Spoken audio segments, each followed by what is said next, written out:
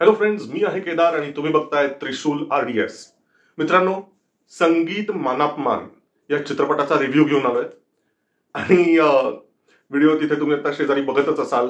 हे काय शीर्षक आहे असं तुम्हाला वाटलेलं असेल की आहे ढेरीधर तरी संगीत मानापमान भारी. हे ढेरीधर प्रकार काय आहे असं तुम्हाला वाटेल आणि मला पूर्ण खात्री आहे की जर हा व्हिडिओ सुबोध भावे यांच्यापर्यंत पोहोचला किंवा बाकी सोडा, सुबोध भावेचे जे फॅन्स आहेत त्यांच्यापर्यंत जरी हा व्हिडिओ पोहोचला तरी ते मला खूप शिव्या घालणार आहेत, मला ह्याची पूर्ण खात्री आहे. बट बिलीव्ह मी, मी सुबोध भावेंचा सुद्धा मोठा फॅन आहे. मला मराठी चित्रपट आवडतात, सुबोध भावेचं ऍक्टिंग मला आवडतं आणि तरीही या व्हिडिओचं शीर्षक मी हे असं दिलेलं आहे. ते का दिलेलं आहे ते व्हिडिओच्या अखेरीला मी तुम्हाला सांगणार आहे. त्याच्यामुळे हा व्हिडिओ पूर्ण बघायला विसरू नका आणि हा व्हिडिओ जर आवडला तर शेअर करा, लाईक करा आणि त्रिशूल RDSला सबस्क्राईब करायला विसरू नका. मित्रांनो, तुम्हाला माहिती आहे का, म्हणजे आपल्या पिढीतले जे लोक आहेत ना, आपण संगीत मानापमान हे नाटक पाहिलेलंच नाहीये. म्हणजे त्याचे रिमेक व्हर्जन्स कदाचित आलेले असतील तुमच्या शहरांमध्ये तर तुम्ही पाहिलेलं असेल, परंतु ज्यामध्ये ऍक्च्युअली बालगंधर्वांनी भूमिका केली असं हे नाटक होतं. पूर्वी जेव्हा आपण म्हणतो ना, नाट्य संगीताचा जो सुवर्ण काळ होता त्या काळात आपण नव्हतोच, कारण ब्रिटिशांच्या काळातली ती गोष्ट होती. तसंच बोलायला गेलं ना अगदी प्रिसाइजली तर 114 वर्षांपूर्वीचं हे नाटक आहे संगीत मानापमान. त्यामुळे तुम्ही जर कदाचित म्हणजे आपल्या पिढीतल्या लोकांनी या नाटकाविषयी जर ऐकलेलं असेलच तर आपल्या आई वडिलांच्या तोंडून किंवा त्यांच्याही आधीचे आपले आजी आजोबा पणजोबा अशा लेव्हलच्या अशा पिढीतल्या लोकांच्या कडून त्यांच्या तोंडून आपण ऐकलेलं आहे. आणि त्या नाटकांमधली जी वेगवेगळी गाजलेली पदं आहेत ना ती तुम्ही कुठे रेडिओवर, कुठे युट्यूबमध्ये इतर गायकांच्या तोंडून वगैरे तुम्ही ऐकलेली असतील. म्हणजे खूप गाजलेली नाटकं आहेत, गाणी आहेत. म्हणजे तुम्हाला कल्पना नाही येणार. म्हणजे आजच्या काळामध्ये, आजच्या पण नाही, एक आपल्या लहानपणी यंग डेज मध्ये आपल्या DDLJ पिक्चर आलेला होता, हम आपके है कौन आला होता. म्युझिकल मूव्हीज होते ते आणि एकेका पिक्चरमध्ये 15-15, 20-20 गाणी आणि ऑलमोस्ट सगळी गाजलेली आणि त्याचंच कौतुक होतं सगळ्यांना. म्हणजे पिक्चर तर हिट झालाच, पण सगळीच्या सगळी गाणी हिट. लिटरली त्याही कितीतरी वर्ष आधी संगीत मानापमान मधली ऑलमोस्ट सगळी गाणी हिट झालेली होती त्या नाटकातली. म्हणजे काही काही पदं तर अशी आहेत तुम्ही 100% त्याविषयी निदान थोडंसं ऐकलेलं तरी असेल. चंद्रिका ही जणू, नमन नटवरा विस्मयकारा, नाही मी बोलत, प्रेम सेवा शरण, मला मदन भासे हा, किंवा युवती मना दारुण रण, या नव नवल नयनोत्सवा, रवी मी हा चंद्र कसा आणि शुरा मी वंदिले. अशी सुंदर सुंदर पदं या नाटकात होती आणि मला खात्री आहे तुम्ही कुठे ना कुठेतरी या नाटकातलं एखादं तरी पद हे ऐकलेलं असणारच आहे. आता coming back to this movie, मुळात ही कल्पना सुचणं म्हणजे ठीक आहे, कट्यार काळजात घुसली हे जे नाट्यसंगीत होतं त्याचा चित्रपट बनवावा असं सुबोध भावे आणि तत्सम सगळ्यांनाच वाटलं, राहुल देशपांडे वगैरे सगळ्यांनाच. आणि त्या पद्धतीने तो चित्रपट बनला आणि गाजला, प्रेक्षकांनी डोक्यावर घेतलं त्याला. त्या पार्श्वभूमीवरती आणखीन एखाद्या नाट्यसंगीतातल्या एका, ज्याला आपण म्हणूया सुपर क्लास, टॉप क्लास अशा त्या नाटकाला आपण चित्रपटात कन्व्हर्ट करावं असं सुबोध भावेंना वाटावं. इथंच त्यांना साष्टांग दंडवत. कारण मित्रांनो, ठीक आहे, कट्यार काळजात घुसली हे करणं शक्य आहे. मी का म्हणतोय, कारण ते प्युअरली म्युझिकलच आहे. म्हणजे दोन म्युझिकल घराणी आणि त्याच्यातला टकराव, दोन श्रेष्ठ गायक आहेत समोरासमोर बसलेले. पिक्चरायझेशन करणं त्या मनाने पॉसिबल होतं. पण जे मुळातलं नाटक जे आहे ना संगीत मानापमान, त्याची स्टोरी आहे ऍक्शन पॅक्ट आहे. काल्पनिकच आहे पण तरीही ऍक्शन पॅक्ट आहे. आणि हे करत असताना नाटक कसं उभं केलं असेल, नाटकाच्या माध्यमातून त्यांनी ते ऍक्शन सिक्वेन्सेस कसे दाखवले असतील हे आता असं वाटायला लागलंय. म्हणजे हा चित्रपट बघितल्यानंतर असं वाटायला लागलंय, कारण ओरिजिनल नाटक बघितलेलंच नाहीये. तर म्हणजे आम्ही लोकांनी तरी नाही पाहिलेलं, त्यामुळे आता क्युरिओसिटी निर्माण झालेली आहे की ते नाटकात हे सगळे सिक्वेन्सेस कसे दाखवले असतील, किंवा कदाचित त्याचा शब्दांमधून, डायलॉग मधून त्याचा उल्लेख येत असेल. पण तरी सुद्धा तो एक इफेक्ट, एक माहोल तयार करायला ही कलाकृती यशस्वी ठरते. म्हणजे नाटक तर यशस्वी ठरलेलं असणारच आहे. हे पडद्यावरती कसं साकारायचं एकाच वेळेला म्युझिकल सुद्धा movie, at the same time action packed movie. हे मोठं चॅलेंज आहे, शिवधनुष्य आहे. आणि काय, एक मोठा माइलस्टोन तयार करून ठेवलेला होता त्या नाटकाने, नाट्यसंगीताने. तर त्याला कुठेही कमीपणा येऊ नाही देता कामा आहे. चित्रपट बनवताना अरे यार हा फसला प्रयोग असं नाही होता कामा. नाहीतर प्रेक्षकांना एक हुरहुर लागून राहते, अरे कुठं ते संगीत नाटक आणि कुठे हा फुटकळ प्रयत्न असं वाटू शकतं, गालबोट लागू शकतं. त्या दृष्टीने बघितलं तर हे एक मोठं शिवधनुष्य होतं. पण मित्रांनो, खरोखर सांगतो, हा चित्रपट अपेक्षाभंग करत नाही. एस्पेशली मित्रांनो, 2023-24 या 2 वर्षांमध्ये इतके घाणेरडे भयंकर R-रेटेड मूव्हीज येऊन गेलेले आहेत हिंदी इंग्लिशमध्ये, आणि मराठीत पण त्याची लागण सुरू झालेली आहे हळूहळू.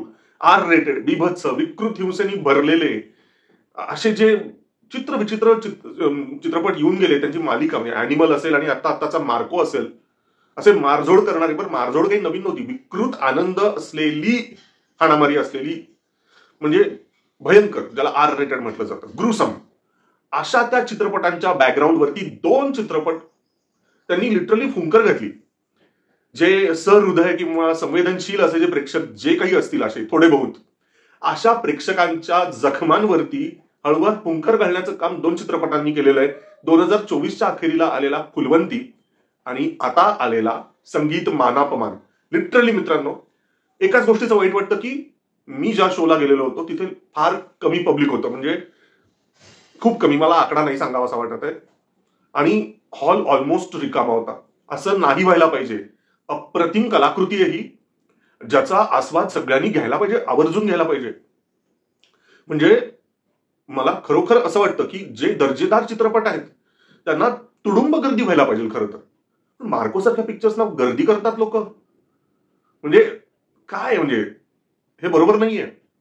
एस्पेशली आता मला असं वाटतं की जे गांधर्वच्या परीक्षांना बसणारी मुलं आहेत, कुठलेही, म्हणजे तुम्ही इन्स्ट्रुमेंटल मध्ये असाल, व्होकलमध्ये असाल, त्या सगळ्यांनी स्वतः त्यांच्या फॅमिली मेंबर्सना घेऊन, त्यांच्या मित्रमैत्रिणींना घेऊन, ज्यांना ज्यांना संगीत आवडतंय, ज्यांना, भले तुम्ही गांधर्वच्या परीक्षांना बसत नसाल तरी सुद्धा ज्यांना ज्यांना संगीत आवडतंय, नाट्यसंगीत आवडतंय, क्लासिकल म्युझिक आवडतंय, चला थोडं सुगम संगीत आवडतंय, अशा सगळ्यांनी हा पिक्चर बघायला पाहिजे, एकदा, दोनदा, अनेकदा.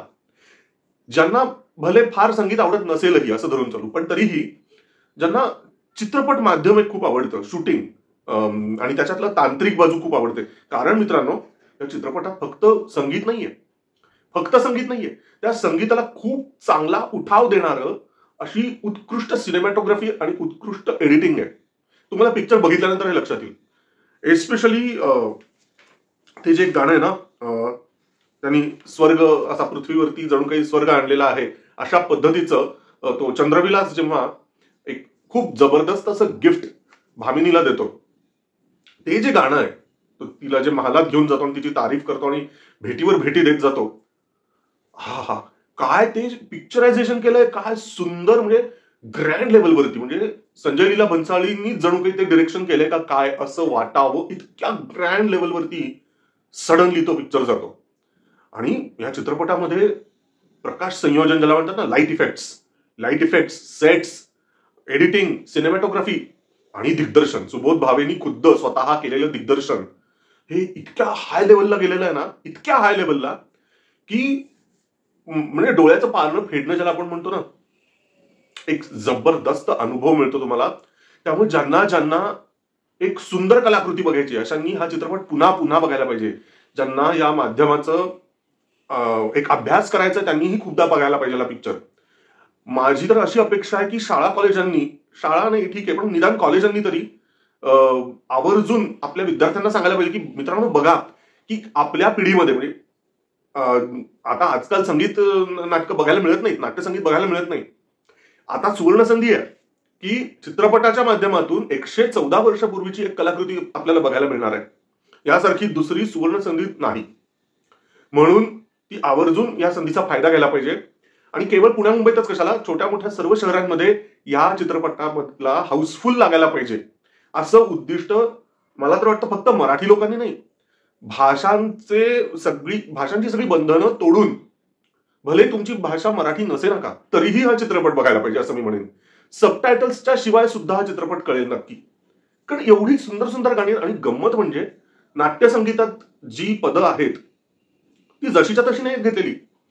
चित्रपटाच्या माध्यमाच्या अनुषंगाने, आजच्या पिढीच्या अनुषंगाने त्याच्यात किंचित बदल केलेले आहेत.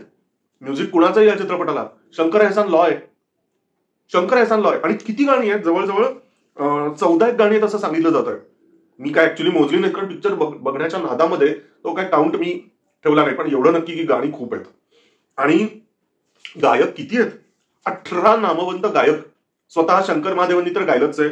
शिवाय सोनू निगम आहे, राहुल देशपांडे आहे, महेश काळे, अवधूत गुप्ते, बेला शेंडे, प्रियांका बर्वे, आर्या आंबेकर, प्रतिभा सिंग बघेल, जसराज जोशी पुण्याचा, आनंद भाटे, शौनक अभिषेकी, सावनी रवींद्र, ऋषिकेश बडवे, अस्मिता चिंचाळकर, कृष्णा बेंगाणे, शिवम महादेवन म्हणजे आपला ह्याचा शंकर महादेवांचा मुलगा, श्रीनिधी घटाटे. ते जवळजवळ 18 नामवंत गायक गायिका. आणि टेल यू, अप्रतिम संगीत आहे, अप्रतिम. म्हणजे कुठेही जसंच्या तसं, म्हणजे तुम्हाला तुमच्यापैकी जे आता सिनियर सिटीजन्स जे आहेत किंवा ज्यांचा या नाट्यसंगीताचा अभ्यास आहे, ज्यांनी मूळ ती जी पदं आहेत ती कशी आहेत ते माहिती आहे ज्यांना, तेही हे मान्य करतील की जसंच्या तसं उचलली नाही आहेत गाणी. नाट्यसंगीतात ते पद जसं आहे, ते तर रवी मी जसं आहे ते जसंच्या तसं ह्याच्यात नाही टाकलेलं. काहीतरी किंचित बदल केलेला आहे, किंचित बदल. पण तो जो बदल आहे ना, तो अरे असं काय केलंय, हा बदल काय बरोबर नाहीये, अशा टाईपचा बदल नाहीये. तो जो काही बदल केलाय तो सुंदर केलेला आहे.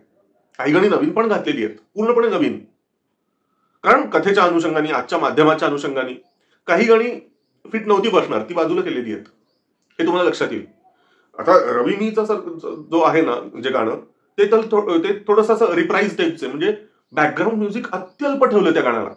मूळ जे पद आहे त्याच्यामध्ये बॅकग्राऊंड म्युझिक आहे प्रॉपर, पण तसं ह्याच्यात नाहीये, पिक्चरमध्ये तसं नाही केलेलं. आणि काही काही गाण्यांना असा बीट बदललाय आणि त्यामुळे ते एका वेगळ्या उंचीवरती गेलेलं आहे.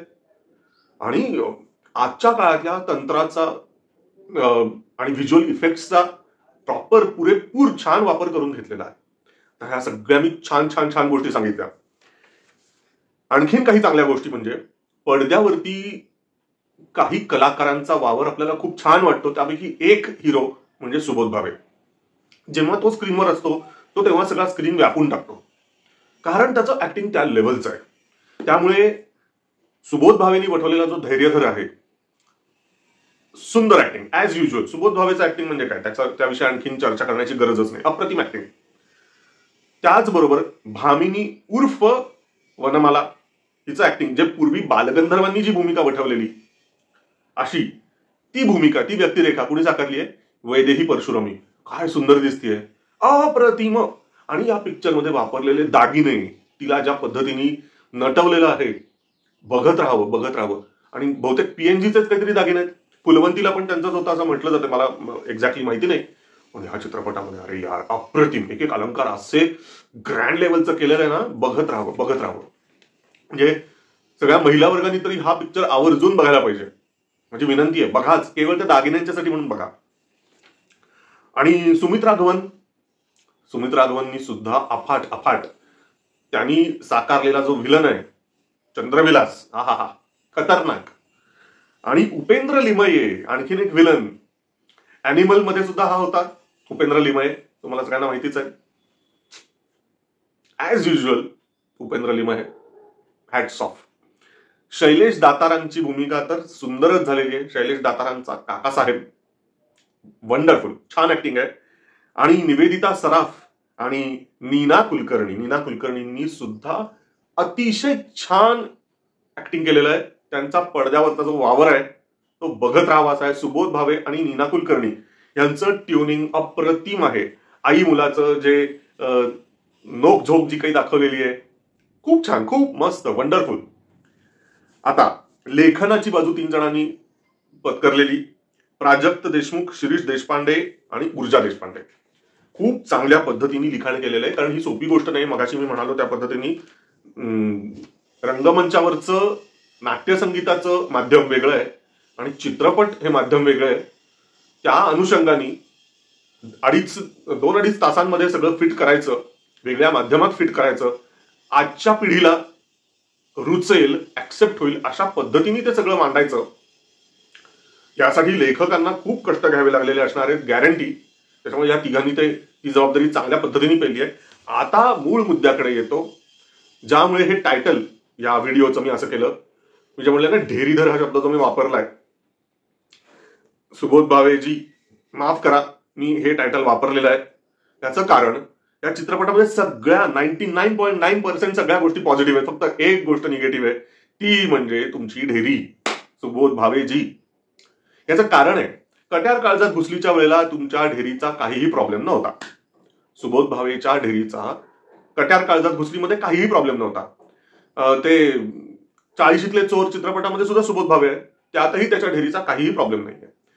का नाहीये? कारण त्याच्या वाट्याला आतापर्यंत आलेले जे कॅरेक्टर आहे ना, त्याच्यामध्ये ते सगळं खपून जात होतं. पण या मूव्हीमध्ये मात्र तो जो धैर्यधर आहे, तो एक असा तरुणाबांड, एकदम जबरदस्त फिजिक असलेला, अतिशय ताकदवान आणि फायटिंग करू शकणारा, ऍक्शन पॅक्ट अशा टाईपचा त्याचा रोल आहे. तर त्याला साजेसा असा फिगर वाटायला पाहिजे ना. पण सुबोध भावे काय करतायत, त्यांच्याकडे ते फिजिक नाही याची त्यालाही कल्पना आहे पूर्ण. मग तो काय करतोय, तो इथून वरचा जो भाग आहे, खांद्याच्या वरचा भाग, चेहरा आणि जबरदस्त आवाज, या दोन गोष्टींच्या ताकदीवरती तो स्वतःच्या निगेटिव्ह बाजूवरती मात करतो आणि हायलाइट करतो इथून वरच्या गोष्टींना. परंतु चित्रपट म्हटल्यानंतर फायटिंग सिक्वेन्सेस दाखवायला लागतात आणि शिवाय त्याला त्या फायटिंग सिक्वेन्सला साजेशी शारीरिक तसा तो बांधापण असावा लागतो. मग त्या धैर्यधराला साजेशी शारीरिक ठेवण म्हणजे आज मराठी फिल्म इंडस्ट्रीमध्ये त्या टाईपचा एक मात्र मनुष्य, तो म्हणजे गश्मीर महाजनी. गश्मीर महाजनी, करेक्ट. तो परफेक्ट, साजेसा परफेक्ट धैर्यधर खरं म्हणजे होऊ शकतो. पण जी गोष्ट सुबोध भावेच्याकडे आहे ती गश्मीर महाजनीच्याकडे तेवढ्या ताकदीने आहे असं मला वाटत नाही. ती म्हणजे सुबोध भावेच्याकडे जे ऍक्टिंग आहे. कारण सुबोध भावे जेव्हा एखादी भूमिका साकारतो, ज्या पद्धतीची त्याची डायलॉग डिलिव्हरी आहे, अतिशय उत्कटपणे डायलॉग डिलिव्हरी तो करतो. त्याच्यामुळे तो असा, म्हणजे त्याचं काशीनाथ घाणेकर, सुबोध भावेनी केलेला काशीनाथ घाणेकर, सुबोध भावेनी केलेला कट्यार काळजात घुसली मधला त्याचा रोल आणि आताचा सुद्धा, तो लिटरली जीव ओतून उत्कटपणे मांडतो सगळं. त्यामुळे एका खूप वरच्या लेवलला नेऊन ठेवतो सुबोध भावे त्याची ऍक्टिंग. गश्मीर महाजनी करतो प्रयत्न भरपूर, फुलवंतीमध्ये सुद्धा खूप छान त्यांनी केलेलं ऍक्टिंग, पण सुबोध भावेची सर नाही येऊ शकत ऍक्टिंगच्या बाबतीत. त्याच्यामुळे सुबोध भावेचा चेहरा आणि गश्मीर महाजनीची बॉडी असं जर काही कॉम्बिनेशन होऊ शकलं असतं तर मग तो एक आयडियल धैर्यधर होऊ शकला असता. पण निदान असं जे म्हणतात ना, सलमान खानच्या विषयी एक म्हणतात की त्याचं फिजिक काही जेवढं आपल्याला चित्रपटात वाटतं तेवढं भारी नाहीये असं म्हणतात. बरंच स्पेशल इफेक्टच्या मदतीने त्याचं जादा जे वाढीव ज्या मसल्स आहेत पोटाच्या साईडच्या, त्या कट केल्या जातात म्हणे, खरं खोटं आपल्याला माहित नाही. तसं काहीतरी जर का करता आलं असतं समजा, थोडं फारसं म्हणजे पटकन कळूच नाही चित्रपट बघताना की स्पेशल इफेक्टच्या मदतीने फिजिकल स्ट्रक्चर एकदम छान करून टाकलेलं आहे, किंचित बदल केलेला आहे सुबोध भावे यांच्या शारीरिक रचनेमध्ये किंचितसा, असं काहीतरी करता आलं असतं का? किंवा सुबोध भावेनी रिगरसली 1-2-4 महिने स्वतःच्या बॉडीकडे लक्ष देऊन फिजिकल ट्रेनिंग चांगलं घेऊन, जसं आमिर खानच्या बाबतीत म्हटलं जातं, आमिर खान हा दंगलच्या वेळेला त्यांनी खूप मेहनत घेतली म्हटलं जातं, तर तशा पद्धतीने जर का रिगरसली त्यांनी स्वतःच्या स्ट्रक्चरच्याकडे लक्ष दिलं असतं आणि पोटाच्या साईडचं जे काय म्हणूया फॅट जे आहे ते जर का कमी केलं असतं तर मग हा खरा धैर्यधर वाटला असता. ऍक्टिंगच्या बळावरती तो धैर्यधर उभा करतो सुबोध भावे, मी मान्य करतो, आणि त्यामुळे तर सुबोध भावेच योग्य व्यक्ती आहे धैर्यधर साकारायला. पण जेव्हा पोटाची बाजू येते, ऍक्शन सिक्वेन्सेस जेव्हा येतात, त्यावेळेला हा धैर्यधर नाही तर ढेरीधर वाटतो. आणि आता ते काय करणार, त्याला जे मला वाटलं ते मी योग्यपणे सांगतोय. आणि सुबोध भावेंना कदाचित हे लागू शकतं, वाईट वाटू शकतं, पण आय होप की सुबोध भावे ही टीका पॉझिटिव्हली घेतील. पण सुबोध भावेंच्या फॅन्सना काय सांगणार, काहीच नाही सांगू शकत. त्याच्यामुळे त्यांची माफीच मागून, म्हणून या व्हिडिओला सुरुवात करताना सुबोध भावेच्या फॅन्सना माफी मागूनच सुरुवात केलेली आहे. पण त्याला काय करणार, म्हणजे जे मला जेन्युइनली जे वाटलं ते मी तुमच्या पुढे मत मांडलं. स्टार जर का द्यायचे असतील तर मी 4.5 स्टार्स देईन. खरं तर मला इच्छा होती की 5 out of 5 स्टार्स द्यावे, कारण सगळंच भारी आहे. पण त्या डेअरीच्यासाठी मी तो एक पाव स्टार काढून घेतो आहे, म्हणून 4.5 स्टार, 4.75 एवढे स्टार्स देतोय. पूर्ण 4 स्टार्स आणि 75% वाला 1 स्टार पाऊण, म्हणजे 4.5 स्टार्स देत आहे. आणि मात्र माझी सगळ्यांना कळकळीची हात जोडून विनंती आहे की हा चित्रपट हिट करा. तुम्ही हा चित्रपट सगळ्या पब्लिकनी, सर्वसामान्यांनी हा आपल्या बालगंधर्वांच्यासाठी, कृष्णाजी प्रभाकर खाडीलकर यांच्यासाठी, सुबोध भावेच्यासाठी, शंकर एहसान लॉयच्यासाठी, वैदेही परशुरामीच्यासाठी, अशा सगळ्यांच्यासाठी हा चित्रपट बघायला पाहिजे. हा चित्रपट तुम्ही सुंदर संगीतासाठी आणि महाराष्ट्राच्या जुन्या 114 वर्ष, 101 वर्ष जुन्या नाट्यसंगीताच्या परंपरेच्यासाठी, म्हणून हा जो सांगीतिक ठेवा आहे, आपला जो वारसा आहे, तो पुढच्या पिढ्यांना दाखवण्याच्यासाठी म्हणून हा चित्रपट आवर्जून बघायला पाहिजे. तुमच्या घरातली जी जुनी खोडं आहेत, म्हणजेच तुमच्या घरातले जे जुने जाणते लोक आहेत, आजी आजोबा असतील, पणजोबा पणजी असतील, तुमच्या घरातले जे आई वडील असतील, अशा 3-4 पिढ्यांनी एकत्र बसून आणि अगदी नातवंडा पतवंडांना घेऊन सुद्धा असं एकत्र लार्ज फॅमिली सहित हा चित्रपट बघा. 3ही पिढ्यांनी मिळून बघा. थोड्या अडचणी होतील, मान्य आहे, पण तरी सुद्धा नव्या पिढीनी आपल्या जुन्या पिढीच्या सोबत हा चित्रपट बघायला पाहिजे. असा हा क्वचित दुर्मिळ अशा पद्धतीचे पिक्चर येतात. आजच्या काळात तर फार कमी येतात. पण या चित्रपटांना टिकवायचं आहे. केवळ आठवड्याभरात हा चित्रपट घालवायचा नाहीये तुम्हाला तुमच्या शहरातनं. हा चित्रपट चांगला महिना 2 महिना त्या तिथं टिकला पाहिजे. इतर सगळ्या भाषांमध्ये टिकतात बरं का चित्रपट. थिएटरमध्ये चांगले हिट होतात, चांगले पिक्चर गाजतात इतर अनेक ठिकाणी. परंतु महाराष्ट्रामध्ये दर्जेदार चित्रपट का हिट होत नाहीत फायनान्शियली?